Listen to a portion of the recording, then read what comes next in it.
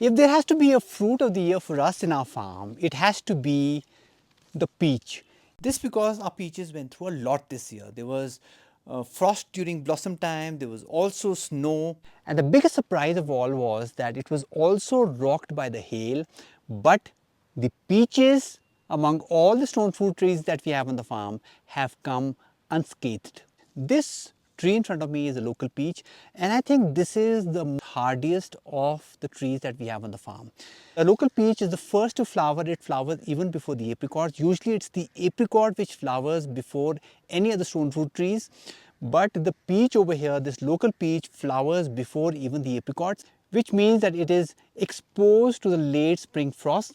They were also exposed to the snow. There was snowfall while they were blossoming. There was a lot of fluctuations of weather. But all these vagaries of weather have had no effect whatsoever on the peaches. The most astonishing thing that we discovered about the peaches, and it was a pleasant surprise, was that the hail has had no effect whatsoever on the peaches. Now the peaches and the apricots, they were almost the same size when the hail struck our farm, and while our apricots were beaten black and blue, they were bruised completely, most of them were damaged, but the peaches, all of them, as you can see, have no sign of damage of the hail whatsoever. You can see the skin is smooth as ever. There's no sign of the hail damaging the peaches. One of the reasons I can guess why the peaches were completely undamaged by the hail while the apricots were absolutely damaged, there was a lot of bruises on them, is that during that walnut stage of the peaches and the apricots, the peaches already have a thicker skin, because of which the peaches were unharmed while our apricots were battered. Now this is a very interesting peach. It's got a very interesting shape to it, and because of that shape, it's called the donut peach. This is the platyfus variety and it's shaped like a donut. It's flat and it's got a dimpled center, and this is extremely sweet to eat. Compared to the local peach that we saw before, the platyfus peach is a much sweeter variety, and this is a variety of peach that you can harvest when it's still firm and it's still going to be sweet. The other variety, the local peach that we have on the farm, is a variety that needs to be somewhat ripe for it to be sweet, but the platyfus or the donut peach is sweet even when it's still firm, and this one is firm. I'm going to sample this. Very sweet even though it's very firm. So now because we can harvest it when it's still firm and still somewhat raw, which means that the platyfus or the donut peach is going to have a longer shelf life compared to the local peach. But this is also the variety, by the way, the donut peach variety is a variety which does not flower along with the local peaches or the apricots. It is a late blossoming peach, which means that it is also not going to be exposed to the late spring frost. But as we saw, frost, snow, hail, nothing seems to affect the peaches.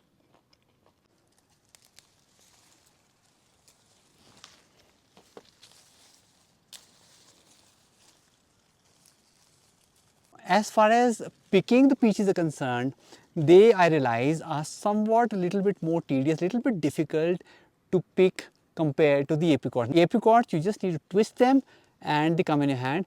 But with the peaches, there's a bit of a struggle, especially with the donut peach, because the donut peach, perhaps because the way it's shaped, it sticks flat against the branch and you have to use both your hands to prise it apart so that you don't damage the branch while you're harvesting the peach. And this here is a nectarine. Now what is a nectarine? Nectarine is nothing but a peach without the fuzz. Peaches and the nectarines are genetically similar. There is no difference whatsoever in the peaches and the nectarines, except the skin in the nectarine is very smooth while the skin of the peach has a fuzzy exterior. Now this particular tree illustrates very beautifully how the peaches and the nectarines are the same species, how they are genetically similar, because both the peach and the nectarine are growing on this same tree. Now this is the peach, and behind this we have these branches which have the nectarine. How did this happen? This happened because we grafted the nectarine on this peach tree. If you look at the peaches have that fuzzy exterior, while the skin of the nectarines is extremely smooth, both of them growing on the same tree. Along with the peaches, what is also ready to harvest is our mid-harvest or mid-season varieties of apricots. This one is the Fugo. It's still firm, but in a couple of days it should be ready to harvest. And this is the mid-season variety of apricot. And then there is another one called the Bella Dumella, which is also going to be ready in a couple of days to harvest. This is the Bella Dumella and it's got a very different kind of a color. It's got this yellowish, reddish kind of a color, very different, distinct color.